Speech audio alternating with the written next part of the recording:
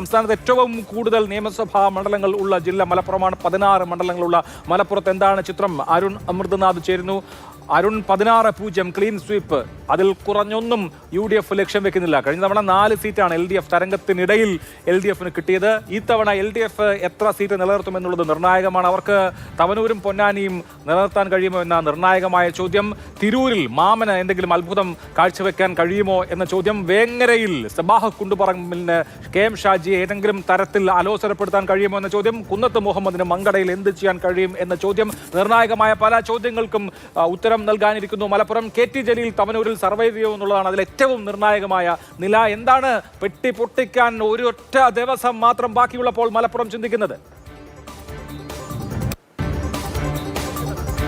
അഭിലാഷ്, ഏറ്റവും അധികം മണ്ഡലങ്ങളുള്ള ജില്ല, ആ കോട്ട തന്നെ പിടിച്ചടക്കിക്കൊണ്ട് അത് നിലനിർത്തിക്കൊണ്ട് ഇത് ഞങ്ങളുടെ കോട്ടയാണെന്ന് പച്ചക്കൊടി വീശി കാണിക്കാനാണ് ലീഗും UDFും ശ്രമിക്കുന്നത് എന്ന് നിസ്സംശയം പറയാം. കാരണം 16-16 എന്നുള്ളൊരു ടാർഗറ്റിൽ കുറഞ്ഞതൊന്നും ലീഗിന് മുന്നിലില്ല. കഴിഞ്ഞ തദ്ദേശ തെരഞ്ഞെടുപ്പിൽ ഉൾപ്പെടെ പ്രതിപക്ഷമില്ലാത്ത ഒരേ ഒരു കേരളത്തിലെ ജില്ലാ പഞ്ചായത്ത് അത് മലപ്പുറം ജില്ലാ പഞ്ചായത്താണ്. ഈ ഘടകങ്ങളൊക്കെ തന്നെയാണ് മുസ്ലിം ലീഗിനും UDFിനും ജില്ലയിൽ പ്രതീക്ഷ നൽകുന്നത്.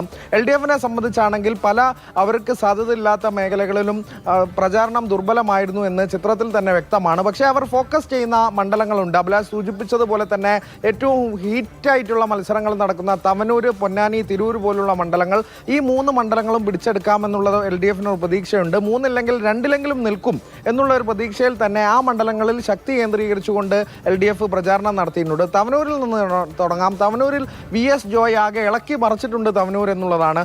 KT ജലീൽ 2011 മുതൽ ആർക്കും വിട്ടുകൊടുത്തിട്ടില്ല. അത് ഇടത് കോട്ടയായി തന്നെ സംരക്ഷിക്കുകയാണ്. കഴിഞ്ഞ തവണ ഏറ്റവും ഗോളിളക്കമുണ്ടായ മണ്ഡലമാണ്. ആ തവനൂരിൽ ഇത്തവണ എന്ത് സംഭവിക്കുമെന്നുള്ളതാണ്. എക്സിറ്റ് പോളിലും ഈ സർവേ ഫലങ്ങളിലൊക്കെ ജോയ്ക്ക് മുൻതൂക്കം വരെ വന്ന കണക്കുകളുമുണ്ട്. അതെല്ലാം പ്രവചനങ്ങൾക്കും അതീതമായി പെട്ടി പൊട്ടിച്ചേ മതിയാകൂ എന്നുള്ള നിലയിൽ തന്നെ തവനൂർ നമ്മളെ ആ ക്ലൈമാക്സ് ത്രില്ലറിൽ തന്നെ തവനൂർ നമ്മൾ എത്തിക്കുന്നുണ്ട് എന്നുള്ളത് തന്നെയാണ്. പ്രത്യേകിച്ചും കഴിഞ്ഞ തദ്ദേശ തെരഞ്ഞെടുപ്പിലൊക്കെ UDFിനുണ്ടായ ഒരു എഡ്ജ് കണക്കിലെടുക്കുമ്പോൾ ആദ്യ 3 പഞ്ചായത്തുകൾ എണ്ണി തുടങ്ങുമ്പോൾ തന്നെ ഒരു ലീഡ് ഉണ്ടാക്കാൻ സാധിക്കുകയാണെങ്കിൽ അവിടെ ജോയ്ക്ക് ഒരു മുന്നേറ്റം ഉണ്ടാക്കാൻ സാധിക്കുമെന്നുള്ളതാണ് UDFിന്റെ വിലയിരുത്തൽ.